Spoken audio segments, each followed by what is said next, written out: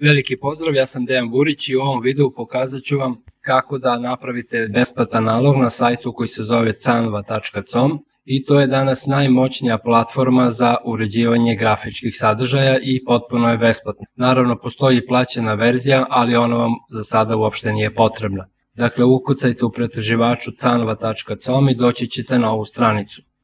Prvo možete dole da kliknete da se slažete sa kolačićima.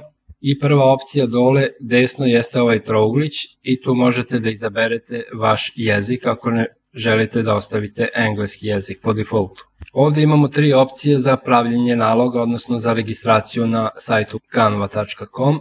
Prva opcija je da se registrujete pomoću Google, odnosno pomoću Gmail naloga. Potrebno je samo da kliknete na ovo dugme i otvorit će se prozor da se ulogujete u svoj Gmail nalog koji želite da povežete sa Canvom. Druga opcija je da se registrujete pomoću svog Facebook naloga i treća opcija je da se registrujete uz e-mail, a to je praktično isto što i ovo prvo, samo što ovde odmah kliknete i ulogujete se na Canvu preko vašeg Gmail naloga. Sada ćemo da uradimo ovu treću opciju, kliknite ovde, registrujte se uz e-mail i sada ovde upišete svoje ime, svoju e-mail adresu i napravite lozinku. Za lozinku, kao što vidite, treba 8 ili više znakova uz kombinaciju slova, brojeva i simbola. Naravno, ne sme da postoji razmak, odnosno prazno polje. Ovde dole možete da pročitate uslove korišćenja i politiku privatnosti.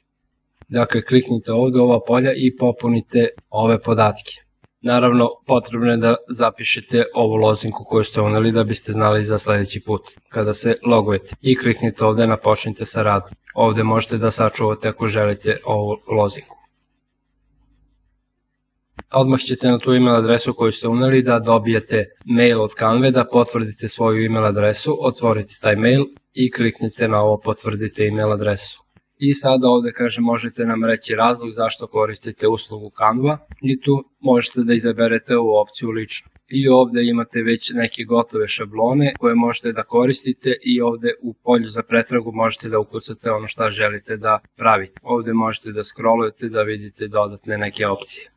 Ovde možete da kliknete i sada da scrollujete dole da vidite šta sve ima od opcija koje možete da pravite. Dakle, veoma veliki izbor gotovih šablona koje možete da prepravljate i da uređujete onako kako vi želite. Ovde na kraju imate i prilagođene dimenzije, znači možete da pravite fotografiju prema dimenzijama koja vama odgovara. I sada ono što je malo nezgodno jeste da ne možete odmah da zatvorite ovaj prozor, nego morate da izaberete neku od ovih opcija, recimo kliknut ćemo na ovo objava na Facebooku. I sada ovde desno već imate neki vodič i neka upustva kako se koristi Canva, ono najosnovnije. To možete da zatvorite na X, ovde kada kliknete na pomoć možete da otvorite ponovo taj prozor. Sada ću kliknuti ovde na početak da se vratite u vaš Canva nalog.